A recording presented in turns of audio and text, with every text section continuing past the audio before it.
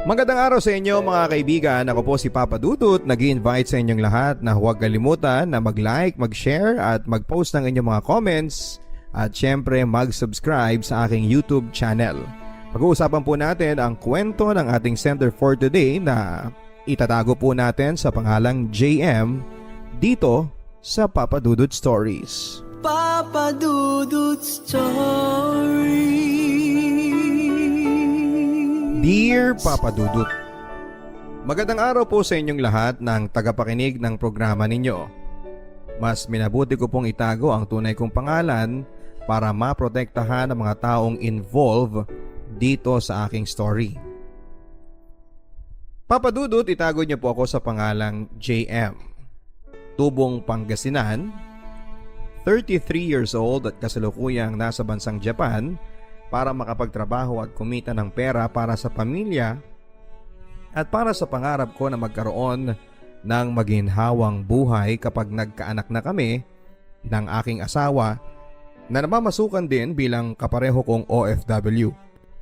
Papa Dudut, tunay ngang ang buhay ay puno po ng sorpresa. Lumaki ako sa pamilyang salat sa pamumuhay o tinatawag nilang isang kahig, isang tuka. 8 kaming magkakapatid at ako ang pangatlo at panganay na lalaki. Nakikisaka lamang si tatay samantalang sa bahay lang si nanay at nag-aalaga sa sunod-sunod nilang anak. Kahit mahirap ang buhay ay pilit kaming ginagapang ng aming mga magulang para makapagtapos kami ng aming pag-aaral. Minsan nagtitiis kaming pumasok kahit na walang baon. Proud din ang mga magulang namin dahil tuwing magtatapos ang eskwela taon-taon ay umaakyat naman sila sa stage para isabit ang medalya namin. Nagtapos ako sa elementarya bilang 3rd honorable mention pero nagbago ang lahat nang tumungtong na ako sa high school at nagkaroon ng mild stroke si nanay na dahilan upang lalo kaming kapusin financially. Kailangan kasing maglaan para sa pagpapagamot kay nanay. Dahil na rin dito ay naging pala-absent ako sa school para lamang tumulong sa paghahanap buhay kay tatay. Sinasama niya ako sa bukid o kaya naman ay sa bundok para mag-uling o magbuho o magbunot ng kugon para lamang may maibenta. Lalo na kasing lumala ang kalagayan ni nanay. Napadalas na kasi ang pagsugod namin sa kanya sa ospital at sa mga albularyo kapag wala kaming pera. Hanggang sa nagpasya na akong tumigil sa aking pag-aaral. Tinapos ko lang ang 3rd year high school noon at nagpunta ako ng Maynila para magtrabaho sa kolorum na kumpanya sa paggawaan ng plastic, kung saan ay nagtatrabaho ang napangasawa ng ate ko. Magaan lang naman ang ibinigay na trabaho sa akin ng amo kong Chinese. Tagawalis o tagabalot lang na nakat na mga plastics. Nang magpasuka na ay pilit akong kinumbinsin ni nanay at ni tatay na ituloy ko daw ang aking pag-aaral pero sinabi kong mag-iipon muna ako ng perang pampaaral. Labag man sa loob ko ay tumigil na ako pero mas pinili kong tumulong sa pamilya ko. Lalo't halos lahat ng kapatid ko ay nag-aaral na. Sa pagtagal, Papa Dudut, ay natuto na akong humawak ng machine at nilipat na ako ng aking amo sa operations kasabay ng pagtaas na rin ng aking sahod. Hindi ko tuloy namamalayan na mahigit 1 taon na pala akong nagtatrabaho sa Maynila. Nagkaroon na rin ako ng mga kaibigan at nakabili na rin ng mga personal na gamit kapag may natitira matapos kong magpadala ng pera sa probinsya. Hanggang isang hapon, isang masamang balita ang natanggap ng ate ko mula sa pinsan ko, Papa Dudut. Pagdating ko sa boarding house mula sa trabaho ay umiiyak ang aking kapatid. Ayon kasi sa pinsan ko ay isinugod daw si nanay sa ospital at masama ang kanyang lagay. Kinabukasan ay agad ako nagpaalam at bumali sa amo namin at umuwi sa aming probinsya.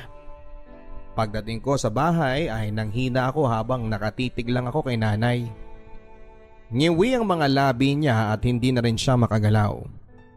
Nang makita niya ako ay unti-unting tumulo ang luha sa kanyang mga mata. Agad ko siyang niyakap habang umiiyak. Naiyak ako sa awa, Papa Dudut. Naiiyak ako sa sitwasyon niya na sa kabila ng malalang kalagayan ni nanay ay kinakailangan na naman siyang iuwi dahil sa wala namang kaming pera para pambayad sa mahal na arawan sa ospital. Wala din kaming pampaterapi kaya dinadaan na lang namin sa pagpupunas ng maligamgam na tubig sa katawan niya at paghihilot ng lana ng niyog. Pagkatapos ng 3 araw ay bumalik na ako sa Maynila na lutang ang utak. Bigla ko na lamang maaalala si nanay na nagluluto ng masarap na dinengding na ngayon ay hindi na niya magagawa pa. Sa tuwing may pagkakataon na nakakabalik ako sa probinsya ay nakikita ko si nanay na parang isang lantang gulay. At kahit sa pagbabanyo at sa pagligo ay hindi na niya kayang magawang mag-isa. Nakakamiss ang nanay ko na kapag makukulit kami, lalo na noong mga bata pa lamang kami ay nagtatatalak na o kaya naman ay kinukurot niya kami. Hinahabol ng palo.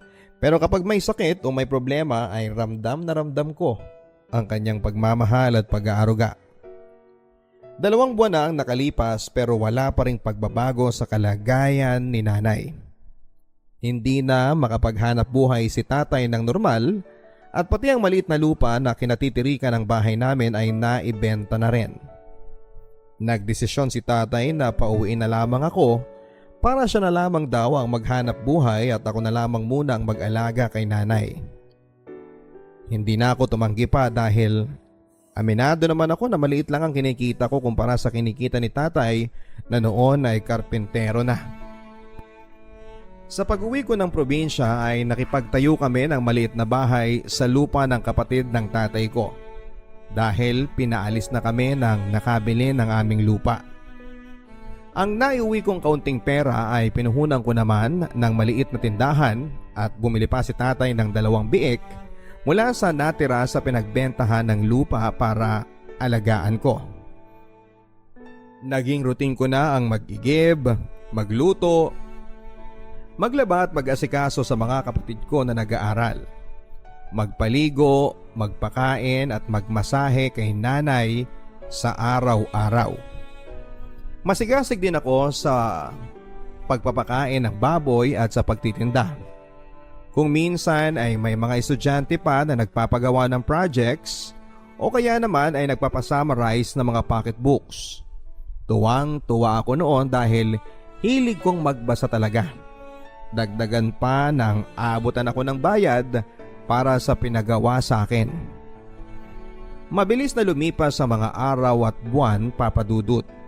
At sa awa ng Diyos ay unti-unti nang nakarecover si nanay. Nagagawa na niyang ihakbang ng paunti-unti ang kanyang mga paa.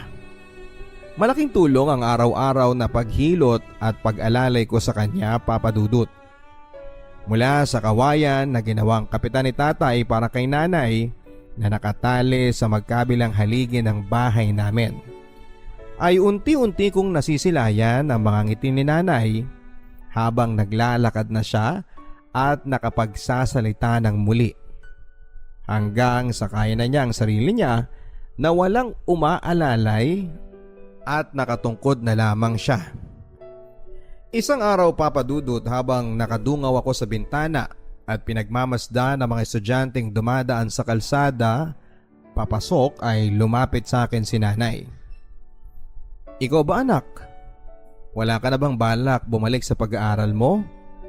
Seryosong tanong sa akin ni nanay. Matanda na po kasi ako, nay eh.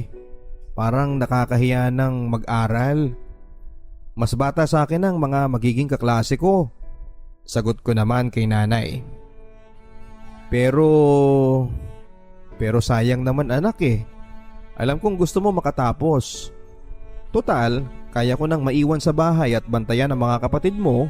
Basta may tubig na dyan, mas lalong kaya ko nang mag-isa.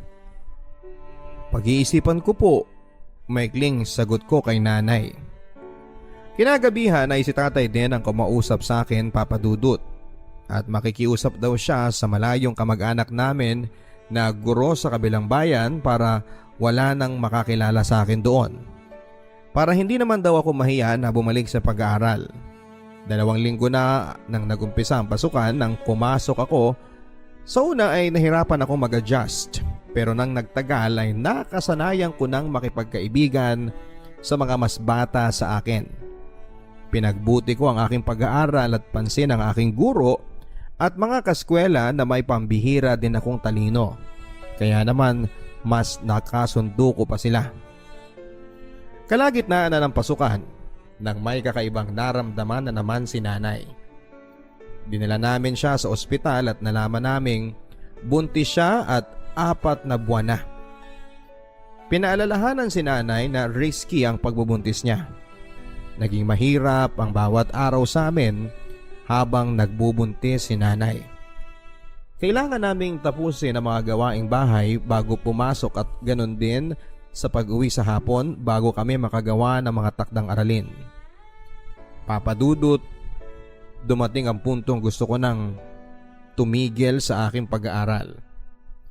Pero nagpapasalamat ako sa mga guro at kaklase ko dahil hindi naman nila ako hinayaang tumigil. Lagi nilang pinapaalala sa akin na konting panahon na lamang at makakapagtapos na kami. Iyak, dasal na minsan ay may kasamang sumbat ang namumutawi sa mga bibig ko sa Diyos. Tuwing iniisip ko, Papa Dudut, kung gaano kahirap ang sitwasyon ng buhay namin.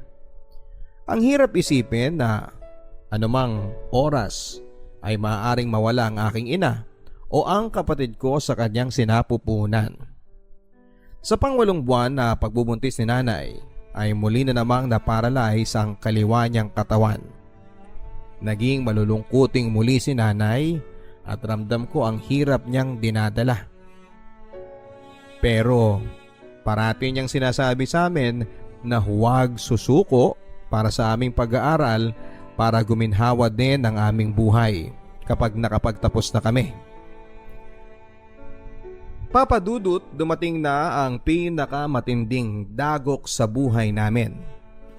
Pinanganak ni nanay na normal si Bunso, March 8, 2006. Pero doon na nagsimulang humina ang kanyang katawan. 2 linggo bago ang aking pagtatapos ay binawian na ng buhay si nanay. March 17, 2006. Ang araw na nawala na kami ng ilaw ng tahanan. Nagpasya si tatay na pumayag ng ampunin ng pinsan niyang walang anak si Bunso, kahit pa labag ito sa kanyang kalooban.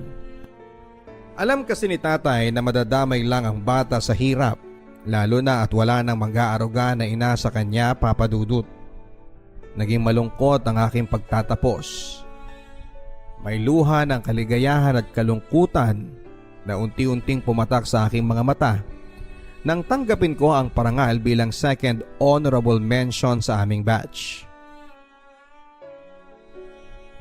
Nakapagtapos ako ng high school dahil kay nanay.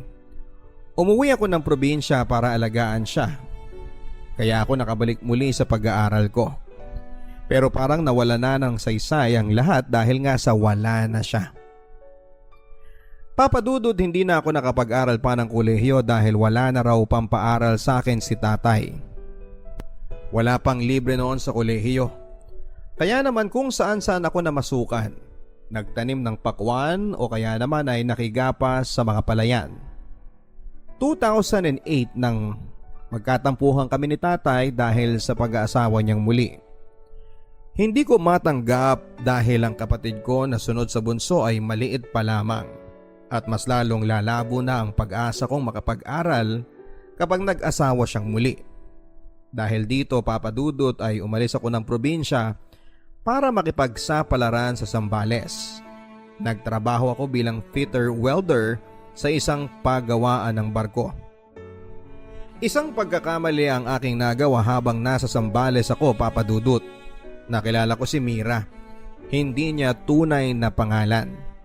May asawa, mas matanda si Mira sa akin ng 13 years at may kaya siya sa buhay. Nagkakilala kami noong mga panahong hinahanap niya daw ang ex niya na umiwan daw sa kanya. Nalaman niya na nag-abroad na pala ito. Siya ang unang gumawa ng hakbang upang magkalapit kami. Nung una ay inom at pagkain lang ang nililibre niya sa akin at ng mga kasamahan ko sa bahay. Pero hindi nagtagal ay sinusuportahan na rin niya ako financially. Naging maluwag siya sa akin sa pera, Papa Dudut. Kapalit ng pagpapaligaya ko sa kanya tuwing kinakailangan niya ako. Malalaki na ang kanyang mga anak at sima naman ang kanyang asawa kaya malayo sila sa isa't isa. Nung nalaman ni tatay ang pinasok ko ay galit na galit siya. Bakit daw hindi ako humanap ng mas bata at walang sabit? Pero nagmatigas ako at mas lalo akong nagalit kay tatay noong nalaman kong napapabayaan na niya ang mga kapatid ko na nag-aaral noon sa probinsya. Kaya naman nagpasya na akong kunin sila at dalhin dito sa Zambales. Pinaaral ko silang lahat, Papa Dudut. Yung isa ay nasa kolehiyo at yung isa ay nasa elementarya. Tinulungan ko na rin pumasok sa trabaho ang 3 ko pang mga lalaking kapatid na tapos na rin sa high school. Sama-sama na kaming magkakapatid sa bahay na inuupahan ko. At dahil mas kailangan ko ng pera, ay tuloy pa rin ang bawal na pakikipagrelasyon ko kay Mira. Kapag nagigipit ako, Papa Dudut, ay sa kanya ako kumakapit para magkapera at masuportahan ang pangangailangan ng mga kapatid ko. Lalo na kung hindi ako nakakapasok tuwing nagkakasakit ako. Mahirap. May kurot sa dibdib ko at may mga gabing hindi ako nakakatulog sa kakaisip sa maling ginagawa ko. Konsensya ang kalaban. Sarili kong kaligayahan ang naisasantabi ko para lamang magkaroon ng maginhawang buhay ang pamilya ko. At dahil nangako nga ako sa bangkay ni nanay na hindi ko pababayaan ang aking mga kapatid, ay tiniis ko yon. Nagtagal ako sa aking trabaho, Papa Dudut, at sa kabilangan ng pagkakasala ko sa Diyos ay bumuhos naman ang pagpapala mula sa Kanya. Ilang beses akong na-promote sa trabaho. Tumaas ang sahod ko at napatawad ko na rin ang aking ama at natutunan ko na rin tanggapin ang stepmother ko. Nagkapatawaran kami nang magtapos na sa kolehiyo ang kapatid ko. Proud daw sa akin si tatay dahil kinaya kong igapang ang pagpapaaral nila na hindi daw niya sa akin nagawa. Pero Papa Dudut, totoo nga ang kasabihan na may mga bagay na madaling pasukan pero mahirap ng labasan. Ilang beses kong sinubukang makipaghiwalay kay Mira pero bandang huli ay nakikipagbalikan din ako dahil sa awa na lamang sa kanya. Kahit papaano ay may pinagsamahan din kami at malaking tulong ang nagawa niya sa akin noong mga panahong kinakapos ako. Bumilang ng ilang buwan ay napansin ko nang nagbabago na si Mira. Bibihira na siyang makipagkita at sa pisikal na pangangatawan naman niya ay naninibago din ako. Napag-alaman ko, Papa Dudut, na natuto na siyang gumamit ng pinagbabawal na gamot. Ayon na rin sa mga kaibigan niya. Ako ang sinisisi nila sa sinapit ni Mira. Sobrang mahal daw ako ni Mira at handa niyang iwanan ang kanyang asawa para lamang sa akin. Pero una pa lang ay malinaw naman sa kanya na wala namang patutunguhan ang meron sa amin. Gamitan lang. Ginusto ko siya dahil sa pera at ginusto niya ako dahil kaya kong ibigay ang kaligayahan sa kanya. Yon ay ang pagpuno ko sa kawalan niya ng asawa at pagsiping ko sa kanya sa kama. Hanggang sa may nakilala akong babae sa Facebook, Papa Dudut. Itago na lang natin siya sa pangalang Riza. Matagal na raw niya akong inad sa Facebook pero natagalan bago ko inaccept. Naging maayos ang takbo ng aming pagchat-chat at hanggang sa naramdaman kong unti-unti ko na siyang nagugustuhan. Mabait, malambing at ramdam ko Kahit sa chat at sa video call lang kami madalas mag-usap na compatible kaming dalawa. Samantala Papa Dudut ay nagkaroon pa kami ng pagkakataon na makapag-usap ni Mira. At sinabi ko nga sa kanya na gusto ko nang maghiwalay kami. Pumayag naman siya at tinanong niya ako kung may bago na ba ako. Pero nagsinungaling ako at itinanggi ko sa kanya na may pinopormahan ako sa Facebook. Nang mga panahon na yon ay alam ko na may bago na rin siya. Pansin ko din na patuloy pa rin ang pagpayat niya at napapabayaan na niya ang kanyang sarili. Naawa ako pero desidido na akong kumalas sa pakikipagrelasyon sa kanya. Lumipas ang 3 buwan ng pagsuyo ko kay Risa ay sinagot na nga niya ako sa video call. Tuwang-tuwa ako ng time na yon at parang biglang nagkaroon ng direksyon ng buhay ko. Muli akong nabuhayan at nangarap na magkaroon din ng mga anak at bumuo ng isang masayang pamilya. Pero Papa Dudut, may paparating palang problema na sa buong buhay ko ay hindi ko akalain na mangyayari. Second monthsary namin ng GF ko nang magtag siya sa akin ng monthsary message sa timeline ko. Ilang araw pagkatapos ay nagkasakit ako. Nagkaroon ako ng mild hypertension at sobrang sakit ng ulo ko. Isang linggo din akong hindi nakapag-Facebook Papa Dudut hanggang sa tumawag ang pinsan ko na magbukas daw ako ng Facebook. Nakita ko na may nagtag sa akin ng mga post ng panunumbat at paninira ng isang dummy account na naaalala ko ay kaka-accept ko lang bago ako magkasakit. Napaiyak ako Papa Dudut. Alam kong kahihiyan yon na malaman ng mga FB friends ko, lalong-lalo na ng mga katrabaho ko na pumatol ako sa matandang may asawa na.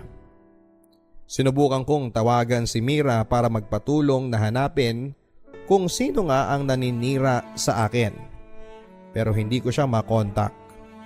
Naisip ko na hindi kaya siya ang naninira sa akin sa Facebook. Tinawagan ko ang common friend namin pero naglayas daw ito at hinahanap din siya ng pamilya niya. Sakto naman na kadarating lang din daw sa Pilipinas ng asawa ni Mira na isang seaman. Papa Dudut, ilang gabi ring hindi ako makatulog. Hindi makakain at nag-iisip, nagsisisi, pero huli na ang lahat. May sakit ako at hindi ako makapag-isip ng mabuti. Hanggang sa may tumawag sa akin, isang boses ng lalaki. Nagbabanta siya at hinahanap niya sa akin ang kanyang asawa. Walang iba kung hindi ang asawa nga ni Mira. Sobra akong natakot noon Papa Dudut. Dahil dito ay tumawag ako kay tatay para magpasaklolo. Pinayuhan niya akong magpa-blatter na ako sa pulis. Maganda na yung alam ng mga pulis anak na may nagbabanta sa buhay mo. Mahirap makasagupa ang mga kalaban mo. May pera sila at malayo ang mararating ng pera para makaganti. Mag-ingat ka dyan anak, ang sabi ni tatay. Kinabukasan ay sinamahan ako ng kapatid kong lalaki para magpa-blatter. Pero palabas pa lamang kami ng gate ay bumaba ang isang lalaki at 2 dalaga sa sasakyan. Dinaruan ako ng babae at ang isa naman ay nagvi-video. Samantalang ang lalaki na may edad na ay tinitigan lamang ako mula ulo hanggang sa paa. Napatulala na lamang ako at nanghihina ang mga tuhod ko na mga oras na yon. Galit na galit ang dalagang anak ni Mira. Pero nagawa ko namang ipagtanggol ang sarili ko sa pagsasabing sila mismo ay niloko nila ang ama nila dahil alam ng anak niya ang relasyon namin ng nanay nila. Galit din sila sa tatay nila dahil sa naging mahigpit ito sa kanila noong nagbabarko pa ito. Pero ngayon ay nagkakampihan na sila. Hinahanap nila sa akin ang nanay nila pero pinaliwanag ko sa kanila na hindi ko alam at matagal nang kaming wala ni Mira. Mabuti na lamang Papa Dudut at nandun ang kapatid ko at kumuha siya ng itak at nagbantang iitakin silang lahat kapag hindi pa sila umalis. Hinila naman sila agad ng tatay nila para sumakay na sa sasakyan at agad din silang sumakay. Pero nagsisigaw pa na hindi pa raw sila tapos. Nang araw na yon ay nagpa-blatter na ako sa pulis tungkol sa mga pangyayari. Pinayuhan din nila ako na magreklamo ako ng trespassing at public scandal sa barangay nila at yun nga ang ginawa ko. Nung araw na maghaharap na kami ay walang sumipot ni isa sa kanila. Napag-alaman kong sumakay na muli sa barko ang asawa ni Mira. Sa mga sumunod na paghaharap namin ay humarap ang anak niya at ayaw magpaareglo. Sasampahan din daw nila ako ng kaso na violation against women dahil sa comment kong bastos sa post ng dummy account ng nanay niya. Pero bago pa dumating ang sumunod na paghaharap namin ay pinuntahan ako ni Mira at kinausap na huwag ko nang ituloy ang demanda at siya na lang daw ang aayos sa gusot ng pamilya niya. Naisip ko din papadudot na kasalanan ko naman talaga. Kaya hindi na ako sumipot pa. Hiyang-hiya ako sa mga kapitbahay ko papadudot dahil sa skandalong nagawa ko. Pero ng mga oras na yon ay doon ko naramdaman ang suporta ng pamilya ko, lalong-lalo na si tatay. Taon din ang lumipas bago ko nakawala sa guilt at pagsisisi sa sarili ko papadudot. Tinanggap ako ng buong buo ng GF ko sa kabila ng mga nalaman niyang kabulukan sa aking nakaraan. Mas naging blessed ako papadudot at linggo-linggo na ako nagsisimba. Sumali ako sa SFC, CFC community sa bayan namin at masasabi kong kakaibang experience ang hatid nito sa pakikipag-isa ko kay Kristo. Mas naging magaan ang pakiramdam ko at nawala ang bigat na naramdaman ko nang makapag-confess na ako kay Father. Naging masiyahin at positibo ako sa buhay. Nagsipag ako lalo na sa trabaho at muli na naman akong na-promote at naging stable ako financially. Nakakuha ako ng bahay through Pag-ibig na may 3 bedroom. Nakabili ako ng tricycle na pampasada at nabilhan ko ng maliit na lupa na pinatayuan ko ng simpleng bahay para kina tatay sa probinsya. Pagkalipas ng 2 taon ay natuloy nang umuwi si Risa. Ako ang sumundo sa kanya sa airport at inuwi ko na siya sa bahay. Bilang OFW ang asawa ko ay hindi naging madali ang pinagdaanan namin bilang LDR. Pero naging matatag kami at lagi kong dinadasal sa Diyos na siya na sana ang babaeng para sa akin at hindi nga ako binigo ni Lord. Naging close ako sa pamilya niya. At napag-alaman kong kasama ko din pala sa work ang asawa ng kapatid niya at tatay niya. Hanggang sa niyaya ko na siyang magpakasal. Pumayag naman siya basta payagan ko daw siyang bumalik muna sa abroad kahit na 1 beses na lang para daw matapos na niya ang pinapatayo niyang malaking bahay sa kanila sa La Union.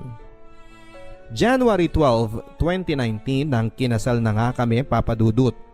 Walang mapagsidlang kaligayahan ang naramdaman namin. 2 months lang ang paghahanda na ginawa namin para sa kasal pero nairaos namin ang dream church wedding namin ng maganda at matiwasay. March ay bumalik din siya sa abroad at sa umpisa ay nalungkot ako dahil nasanay na akong kasama ko siya sa maraming bagay. Kasamang mamasyal, kasamang kumain at kasamang katabing matulog. Nagkaroon ng retrenchment ang company namin kaya naman nag-voluntary resign na rin ako. Nagpatayo ako ng internet shop at tindahan sa bahay ko sa village na kinuha ko via Pag-ibig. Binigyan ko din ng puhunan ng tatay ko sa babuyan mula sa natanggap kong bayad sa retrenchment. Sinubukan ko din mag-apply sa abroad papadudot at hindi ako nabigo. Pagkatapos ng pag-aaral ko ng 3 months ng Japanese language at culture sa Cavite ay nakalipad na rin ako sa wakas dito sa Japan. Kasalukuyang nag-aaral pa ulit ako ng Nihongo ng 1 buwan bago ako magsimulang magtrabaho sa isang shipyard.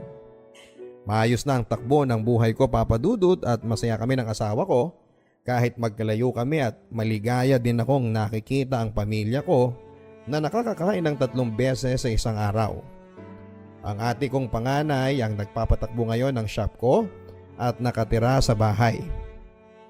Kasama ang kapatid kong sunod sa bunso na pinapaaral ko at kumukuha ng criminology. Ang bunso namin ay masaya na rin sa mga nag-adapt sa kanya at minsan ay dumadalaw din siya sa amin. Hanggang dito na lamang po, Papa Dudut, at maraming salamat po sa pagtsatsagang pagbasa sa magulo kong buhay at pag-ibig. God bless po and more power po sa inyong lahat.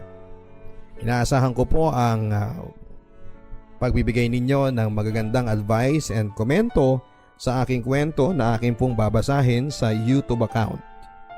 Ang inyong ka-stories, JM ng Pangasinan. Dear Papa Dudut, isang magandang araw po sa inyong lahat. Isa pong karangalan na maitampok ang aking kwento sa inyong programa. 10 po kami magkakapatid at 6 na babae at 4 po kami na lalaki. Pang-siyam po ako sa aming magkakapatid at bunso po ako sa lalaki. Ang aking ama ay isang magsasaka. At si mama po ay isang housewife na tumutulong din si mama kay papa sa aming munting sakahan. Mga tanim na tubo at mais ang pangunahin naming hanap buhay dati. Ang mga nakakatandang kapatid ko po ay maagang namulat sa trabahong bukid dahil sa kahirapan ng aming buhay. Dati po ay naikwento na ng ate ko ang kasagsagan ng kabataan nila at gusto raw nilang sumali noon sa larong pambata sa mga pinsan namin. Pero hindi po maaaring mangyari yon dahil pinagbabantay po kami nila ate. Sabi pa nga nila ate minsan ay naiinip na sila dahil walang katapusan ng pagbabantay nila sa aming mga kapatid nila dahil halos 1 to 3 years lang po ang agwat naming magkakapatid. Hindi nakapagtapos ng high school ang mga nakakatandang kapatid ko dahil na rin sa kahirapan ng buhay namin noon. Ang mga ate ko dati sa edad na 13 at 14 ay nag-umpisa na silang mamasukan sa bayan bilang kasambahay. At mga nakakatandang kuya ko po ay maagang namulat sa mga gawaing bukid para lamang matustusan ang mga pangangailangan namin. Sa sobrang hirap po ng buhay namin at musmus pa lamang ay maaga ko ring natutunan ang mga gawaing bukid tulad ng pagsasaka. Naalala ko pa nga noong grade 2 pa ako ay natuto na akong magtrabaho sa tubuhan. Ang pangunguha ng mga damo at buong araw kang nakabilad sa araw. Sa halagang 15 pesos pala na ibabayad sa amin noon. Sa pagtatrabaho namin sa tubuhan ng mga mayayaman dito sa amin. Sa musmus na kaisipan ay natuto na akong mangarap na sa paglaki ko, ayokong maranasan ang buhay na nararanasan namin. 2001 ay nakapagtapos ako ng elementarya. At pagdating ng pasukan, sinabihan ko po si mama na gusto kong mag-aral. At agad po kaming nag-enroll sa isang public school. Yun ay dahil may naipon naman akong konti noong bakasyon sa pagtatrabaho ko sa tubuhan. Sobrang layo ng eskwelahan namin sa high school. Kailangan mo pang maglakad ng 5 kilometro papuntang highway at doon kami sasakay ng jeep papunta sa bayan. Araw-araw pong ganyan ang buhay namin bilang estudyante. Tipid dito, tipid doon. Minsan lang po magbigay ng baon namin sina mama at papa. Dahil tuwing Sabado at Linggo ay nasa tubuhan kami, nagtatrabaho para may pangtustos sa isang linggong pasukan. Sa awa naman ng Diyos, nakapagtapos ako ng high school taong 2005. Agad akong lumuwas ng bayan para maghanap ng trabaho sa edad na 15 anyos.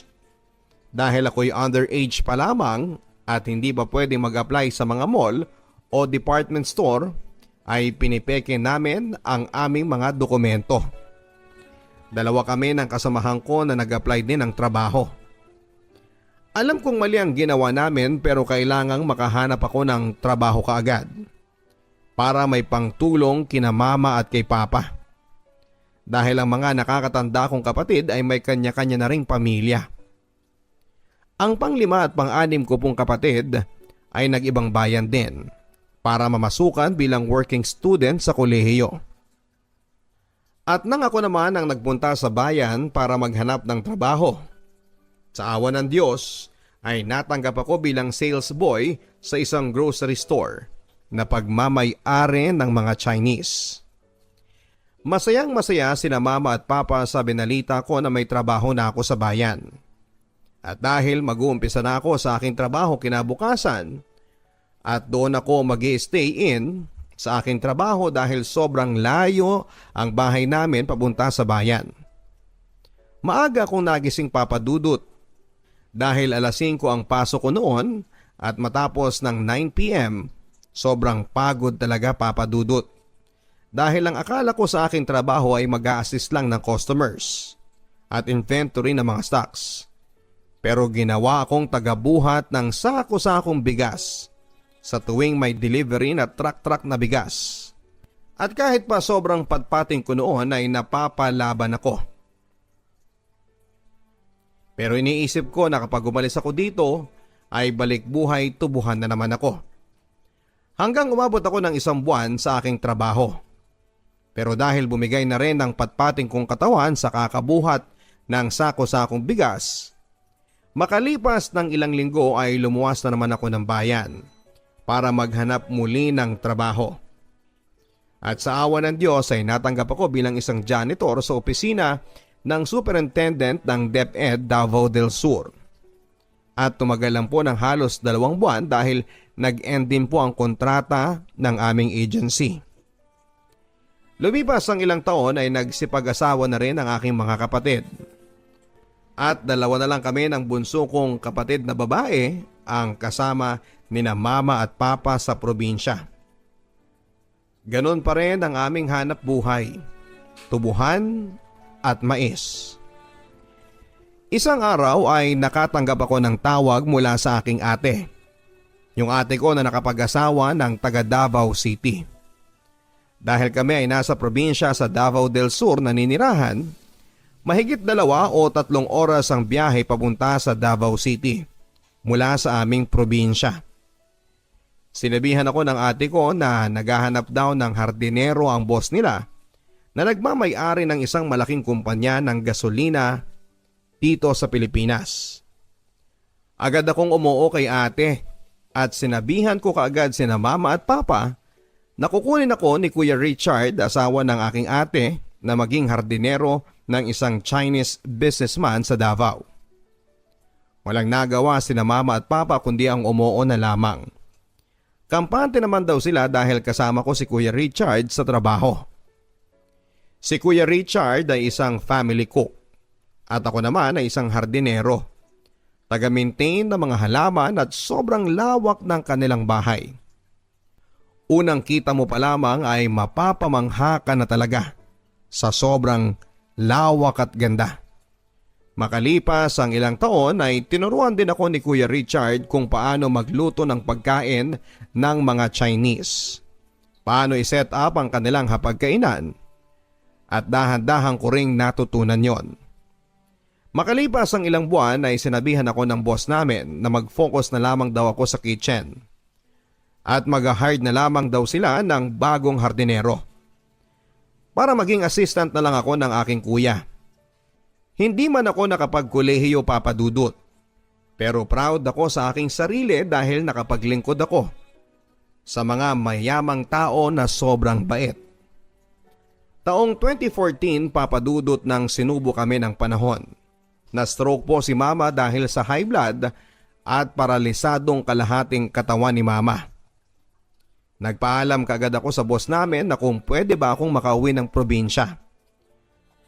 Pumayag naman po ang boss namin at binigyan niya pa ako ng pocket money. Pandagdag ko daw po yon sa gastusin sa ospital. Makalipas ng ilang araw, nakalabas si mama sa ospital at medyo malaki-laki din ang bill namin. Sinagot ko lahat ng yon papadudot dahil may konting ipon pa po ako that time. At dahil medyo kapos din ang kapatid ko sa aming probinsya. Binili ko ang lahat ng reseta ni mama, good for 2 weeks, pati maintenance sa high blood. Ang sabi ng doktor ay mahirap na raw maibalik sa dati ang kalagayan ni mama. Dati makakapaglakad pa si mama. Makakapunta pa sa bukid pero ngayon ay hindi na dahil sa flat stroke na siya. Hanggang ngayon ay hindi na nakakalakad pa si mama at patuloy pa rin ang kanyang maintenance na gamot. Nang ako ay nag 7 years na sa aking trabaho, Papa Dudut, ay bigla na lamang po akong siniraan ng aming sekretarya. Ewan ko ba kung ano ang nagawa kong mali. Sira dito, sira doon. At nang ako ay napuno na ay sinugod ko siya sa kanyang opisina dahil malapit lang sa kusina namin ang kanyang office. At sinabihan ko siya. Ano bang problema mo, madam? Ano bang mali ko? Ano bang kasalanan ko? Nagtatrabaho ako ng marangal para sa mga magulang ko. Bakit mo ko sinisiraan kina ma'am? At dahil sa init ng ulo ko, Papa Dudut, dala na siguro ng galit ay nag-resign akong bigla. Sa pagre-resign ko po sa aking trabaho, Papa Dudut, ay hindi ako nakapagpaalam sa boss ko na lalaki. Dahil sa time na yon ay nasa Amerika siya. Kinabukasan ay umuwi ako sa aming probinsya at ako na lamang ang nag-alaga kay mama. Dahil ang bunso namin ay nag-asawa na rin. Sa aming magkakapatid ay ako na lamang po ang hindi pa nakapag-aasawa. Dahil ibinuhos ko na ang aking panahon sa pagtatrabaho, lalo na't may sakit si mama. Makalipas ang 6 na buwan na ako ay nakatambay sa bahay, busy sa pag-aalaga kay nanay, ay napagpasyahan ko sa aking sarili na maghanap muli ako ng trabaho. Dahil ubos na rin ang konting ipon ko noon, Papa Dudut. Hindi rin sapat ang pinapadala ng mga ate ko na pandagdag gastos sa gamot ni mama. October 2016, lumuwas ako ng Davao City mula sa aming probinsya sa Davao del Sur para maghanap na naman ng trabaho. Nag-apply ako sa isang mall dito sa Davao City at natanggap ako bilang isang sales executive assistant. At sa awa naman ng Diyos ay masaya ako sa aming trabaho. Kahit papaano ay may pangtustos na rin ako kina mama at kay papa at sa mga kapatid kong nag-aalaga kay mama. December 2019, last year, masayang masaya kaming mga magkakapatid dito sa Davao City. At excited na kaming umuwi sa aming probinsya para doon namin i-celebrate ang bagong taon dahil January 1 ay kaarawan ni mama. At doon namin sineselebrate ng Christmas party at family reunion namin. December 24, 2019, masaya kami magkakapatid. Kahit na hindi man kami kompleto sa Pasko, sa bagong taon ay kompleto naman kami. Kompleto ang aming mga regalo at pang medyanoche. Halos nakaset na ang lahat. Pati sasakyan ay nakaredy na para sa aming mga kapatid dito sa Davao na may pamilya na rin para iisang sasakyan na lamang po ang aming sasakyan. At hindi na magkanya-kanyang uwi. December 29, 2019. Binulagta kami ng balita dito. Habang ako'y naka-duty that time ay nagulat na lamang ako, Papa Dudut, at pinuntahan ako ng aking pamangkin sa aking trabaho. At sinabing wala na raw ang kapatid kong babae na pangalawa namin. Halos gumuho ang mundo ko, Papa Dudut. Wala na akong pakialam noon kung tingnan man ako ng mga customers na umiiyak. At nagpaalam muna ako sa aking head supervisor para umuwi muna. Pagdating sa bahay ay nadatnang kong nagiiyakan ang mga kapatid ko. Nalaman namin na may breast cancer pala ang aming ate na pangalawa sa magkakapatid. Kinabukasan ay umuwi kaming lahat. Nalaman namin pati ang anak ng ate namin ay pumanaw sa hindi malaman na kadahilanan. Papa Dudut, sobrang sakit talagang magbiro ang tadhana. Yung akala mong walang katapusang saya ay hindi pala. Sinalubong namin ang bagong taon at kaarawan ng aming ina na puno ng lungkot sa aming mga mukha. Ganoon pa man ay pinilit naming magpakatatag dahil alam naming pagsubok lamang ito sa aming pamilya. At nandyan ang Panginoon na laging umaalalay sa atin. Sa ngayon, Papa Dudut, ay unti-unti na po kami nakakabangon. Kahit masakit tanggapin dahil ito'y pagsubok lamang. Hanggang sa muli at maraming salamat, Papa Dudut. More power and God bless. Nagmamahal, Bench.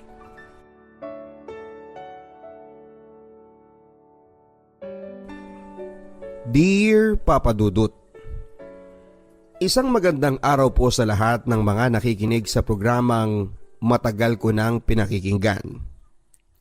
Ito ang nagbigay ng inspirasyon sa akin na ibahagi sa iba ang aking karanasan. Naniniwala ako na lahat po tayo ay may iba't ibang kwento, katulad ng isang aklat. Sa bawat pahina ay nailathala ang mahalagang pangyayari na kahit kailan, Papa Dudut, ay nananatili sa ating puso at isipan. Upang lubos ninyong maunawaan, ganito po ang mga pangyayari. 4 kaming magkakapatid. Ang aking ama ay nasa malayong lugar nagtatrabaho. Samantalang ang aking mama ay plain housewife. Tuwing may okasyon o selebrasyon lamang, nakakasama ang aming tatay katulad ng birthday, fiesta, Pasko at bagong taon. Ang tanging mama lang namin ang laging nakakasama at kami naman ay kasalukuyang nag-aaral sa Impasugong, Bukidnon. Bilang anak, nangangarap ako na sana ay magkasama-sama kaming pamilya, katulad sa karamihang pamilyang nakikita ko. Gusto kong makita kami ni tatay, kaming magkakapatid na sabay na lumalaki. Subalit ang simpleng hiling ko ay malabong mangyari sapagkat hindi maiwan ni tatay ang kanyang trabaho. Mahigpit siya sa lahat ng bagay at lagi niyang pinapaalala sa amin ang tumayo sa sarili naming mga paa. May 17, 2004. Nasa workplace si tatay. Agad pinauwi ni mama ang aking ama dahil may mahalaga daw itong ibabalita. Sobrang saya ko sa araw na yon dahil makakasama ko na naman ang aking ama. Pero biglang napalitan ito ng takot ang nararamdaman ko sa mga oras na yon. Bigla niyang sinampal si mama nang sabihin niyang nagdadalang tao siya ng 3 months. Hindi ko lubos maisip o maunawaan kung bakit. Dahil para sa akin, isa yung napakagandang blessing. Dahil magkakaroon na naman ako ng kapatid. Narinig ko ang pagtatalo nila, hindi pala kay tatay ang sanggol na nasa sinapupunan ni mama. Mahigit 5 buwan nang hindi umuwi si tatay. Sa madaling salita ay nagtaksil ang aking ina. Nauwi sa hiwalayan ang pag-aaway ni tatay at ni mama. At naganap ang pangyayari na matagal ko nang kinakatakutan. Ang tuluyan ng pagkawatak-watak ng aming pamilya. Nagdesisyon si tatay na dalhin kami sa Isabela. Ngunit sa katigasan ng ulo ko ay hindi ako sumama. Ang buong akala ko sa mga oras na yon ay babalikan nila ako. Kinabukasan, umalis din si mama nang walang paalam sa akin. Hindi niya kayang harapin ang mga panlalait ng mga tao dahil sa ginawa niya. Naawa si auntie at kinupkup niya ako, subalit sa sobrang hirap niya ay hindi niya ako kayang paaralin at sa bukid na lamang daw ako. Sa kagustuhan kong makapag-aral ay lumipat ako kay lola at pinag-aral niya ako hanggang 2nd year high school lamang. Dahil siya ay nagkasakit at sa kasamaang palad ay binawian din siya ng buhay. Nakiusap ako sa iba naming kamag-anak na kung maaari ay tatapusin ko ang aking pag-aaral kahit high school lamang. Pumayag naman sila kapalit ng paninilbihan ko sa buo nilang pamilya. Hindi madali ang buhay ko sa kanila dahil iba pa rin ang pakiramdam na kasama mo ang tunay mong pamilya. Lahat ng hirap at kalungkutan ay tiniis ko makapagtapos lamang ng pag-aaral. December 4, 2009 ay naglayas ako sa bahay nila auntie at uncle dahil hindi ko na matiis ang mga ugali nila. Sumakay ako ng bus at hindi ko alam kung saan ako dadalhin ng mga paa ko. Ang nasa isip ko lamang ay mapalayo sa lugar na yon. Nakarating ako ng Cagayan de Oro at lubos ang aking pasasalamat dahil may tumulong sa akin.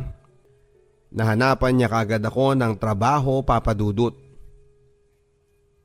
Namasukan ako bilang kasambahay ni Mr. and Mrs. Reyes at nang makaipon ay nag-aral ako sa kolehiyo. Isang araw ay naisipan kong gumawa ng Facebook account at nagbabaka sakaling mahanap ko ang aking mga magulang at mga kapatid. June 8, 2009 ang una kong nakontak si ate through Facebook at sinumbat ko lahat ng hinanakit ko at galit pero sadyang nanaig pa rin ang pag-ibig. Simula nung nagkaroon kami ng communication at labis nilang pinagsisihan ang pag-iwan nila sa akin. Nabalitaan ko rin na may bago ng pamilya si mama. Medyo maayos na ang buhay ko dahil napaka-supportive nila sa akin. Lahat ng kailangan ko ay ibinibigay naman nila. February 20 nang nakilala ko naman si Dexter. Siya ang first love ko. Ang unang lalaking nagpatibok ng aking puso. Lahat ay ibinigay ko sa kanya dahil mahal na mahal ko siya. Lingid sa aking kaalaman na may iba pala siyang minamahal at childhood sweetheart niya ito. Ilang beses kong pinag-isipan na ginagamit niya lamang ako. Kaya niya ako minahal dahil may kailangan siya sa akin. Mula noon ay umalis ako sa dati kong pinapasukan at nagtrabaho bilang office clerk sa DD Toys. Agad nalaman ni Dexter kung saan ako nagtatrabaho. Pinuntahan niya ako at muling sinuyo. Hindi pa rin nawala ang nararamdaman ko para sa kanya dahil aaminin ko sa inyo na mahal ko siya. Muli po kami nagkabalikan at binigyan ko siya ng second chance. At mas lalo ko siyang minahal. Kahit ang kagustuhan ng tatay ko na isama ako sa Isabela ay tinanggihan ko dahil ayaw kong mawalay sa piling ni Dexter. December 13, 2013, nagpaalam sa akin si Dexter na pupunta raw siya ng Cebu upang dalawin ang kanyang kapatid. Pero nalaman ko ang katotohanan, nagkabalikan pala sila ng kanyang dating girlfriend. Labis po akong nasaktan dahil ang buong akala ko ay nagbago na siya, Papa Dudut. Sobrang sakit ng aking mga naramdaman. Naisipan kong magpakamatay ngunit sadyang hindi pa tapos ang aking misyon. Tumawag si tatay sa mga oras na yon at agad akong kinumusta. Dahil ang sama daw ng kanyang panaginip. Pinagtapat ko kay tatay ang lahat ng tungkol sa boyfriend ko. Hindi naman siya nagkulang ng paalala kaya hindi natuloy ang masama kong balak. Kahit ganoon ang nangyari ay hindi ko pa rin iniwan si Dexter dahil nagpakamartir ako sa kanya. Nagkunwaring hindi ko alam ang lahat. February 16 ay pumunta ang aking ate sa Cagayan dahil gusto niya akong makita. At the same time ay makilala ang aking boyfriend. Pero nagmamadali si Dexter dahil uuwi siya ng Claveria dahil fiesta doon. February 17, alas 5:50 ng umaga. Bigla akong kinabahan sa mga oras na yon. Maya-maya ay nagring ang cellphone ko. Nagulat ako dahil boses ng babae ang nasa kabilang linya. Umiiyak siya at sinabing nadisgrasya si Dexter at wala na itong buhay. Hindi ko alam ang gagawin sa mga oras na yon. Iniisip ko na nagbibiro lamang siya. Sa sobrang bilis ng pangyayari, hindi ko po namalayan na nasa ospital na pala ako. Totoo ang lahat ng mga pangyayari. Wala na si Dexter. Mas doble-dobleng sakit ang naramdaman ko sa mga panahon na yon. Pinili ko kasi ang maging tanga sa mga pinaggagawa niya kahit alam kong may iba siyang girlfriend. Dahil ayaw kong mawala siya sa akin. Pero anong mangyayari ngayon? Tuluyan na siyang nawala sa buhay ko. Nagpakatatag ako at hindi sumuko. Para sa akin ay niloko man niya ako. Nang maraming beses ay may natutunan naman po ako. Sabi nga nila, God has a reason for everything. Nawala man siya sa buhay ko ng tuluyan, pero mananatili pa rin sa aking puso ang mga alaala niya. Makalipas ang 1 taon ay nakilala ko naman po si Popoy. Siya ang aking instructor sa kursong HRM Papa Dudut.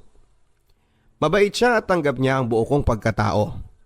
Sa kanya ko naramdaman ang tunay na pagmamahal at pinapahalagahan niya ako. Sa totoo lang ay hindi ko maiwasan ang matakot dahil baka maulit na naman ang nangyari sa akin noon. Pero paulit-ulit niyang sinasabi sa akin na seryoso siya at iba pa siya sa mga lalaking nakilala ko noon. Nakapagdesisyon kami na magsama na lamang pero pareho kaming nahinto sa trabaho. Gusto na niyang bumuo ng sarili niyang pamilya pero hindi pa ako handa dahil may mga pangarap pa ako sa buhay. Madalas kaming nag-aaway dahil sa anak, kaya naisipan na lang namin na mag-alaga ng baby. Maswerte kami dahil may kakilala kaming babae at siya ay buntis, ngunit walang ama ang sanggol na ipinagbubuntis niya. Iniwan niya sa amin ang baby matapos niyang manganak, Papa Dudut. Nakita ko ang labis na kaligayahan ni Popoy habang inaalagaan niya ang bata. Ngunit hindi madali para sa amin ang kalagayan dahil pareho kaming walang trabaho. Umaasa lamang kami sa mga magulang namin lalo na noong nagkasakit ang baby. Kaya nakapagdesisyon kami na iwan ang bata sa atin niya at maghanap kami ng trabaho. Labag sa kalooban namin ang aming desisyon, ngunit para rin naman sa kinabukasan ng bata ang iniisip namin. Ngayon po ay may trabaho na kaming dalawa dito sa Maynila at patuloy pa rin naming sinusuportahan ang aming baby na inampon. Hindi man siya nagmula sa sinapupunan ko, itinuring pa rin namin siyang tunay na anak at mahal na mahal namin siya. Lubos na gumagalang, Joanna.